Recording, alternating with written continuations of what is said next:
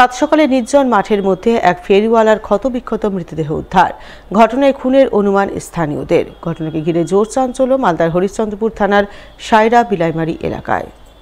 জানা গেছে মৃত ফেরিওয়ালার নাম নিমাই সাহা, বয়স আনুমানিক 50 বছর। তার বাড়ি মালদার বৈষ্ণবনগর থানার 16 মাইল এলাকায়। তবে গত 20 বছর ধরে তিনি হরিশ্চন্দ্রপুরের তুলসীহাটা জোত বহরমপুর এলাকায় বাড়ি তৈরি করে একাই বাস করছিলেন। তার পেশা ছিল বিড়ির ব্যবসা।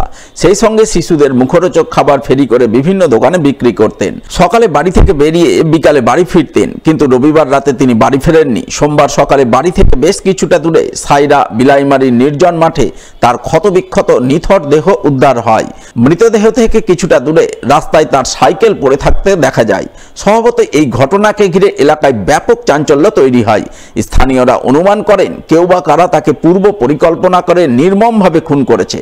তবে সঠিক কি ঘটনা ঘটেছে, এই ঘটনা খুন নাকি অন্য কিছু, তা খতিয়ে দেখতে হরিশ্চন্দ্রপুর থানার পুলিশ মৃতদেহটি উদ্ধার করে ময়না তদন্তে পাঠিয়ে ঘটনার তদন্ত শুরু করেছে বলে জানা গেছে।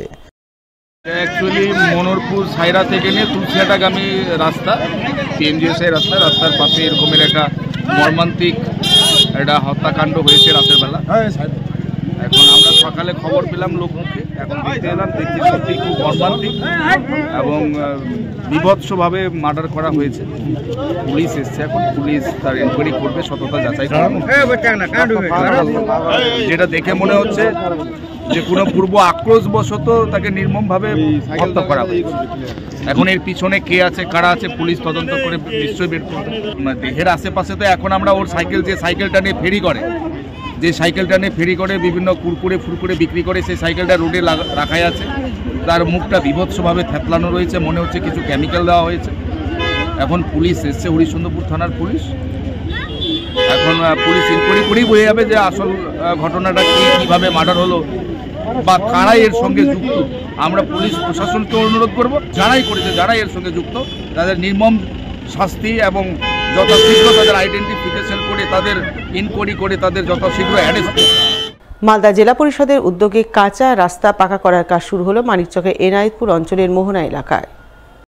সোমবার ফিতে কেটে নারকেল ফাটিয়ে রাস্তার কাজের আনুষ্ঠানিক সূচনা করলেন স্থানীয় জেলা পরিষদ সদস্য মালা রহমান। এছাড়াও উপস্থিত ছিলেন স্থানীয় পঞ্চায়েত সদস্য দুলারি খাতুন, বিশিষ্ট সমাজসেবী মাহফুজুর রহমান, সুনন্দ মজুমদার সহ অন্যান্যরা।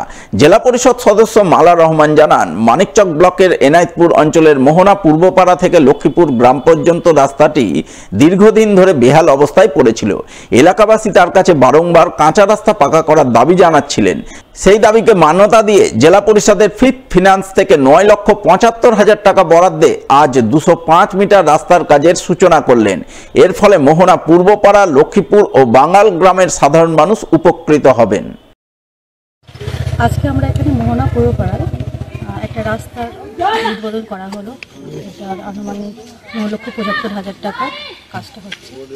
গ্রামবাসীর অনেক দিন থেকে দাবি ছিল এই রাস্তাটার জন্য। বর্ষার দিনে চলাচলের খুব অসুবিধা হচ্ছিল এখানটা। আজকে কাজটা আমরা সবাই মিলে উদ্যোগ করব।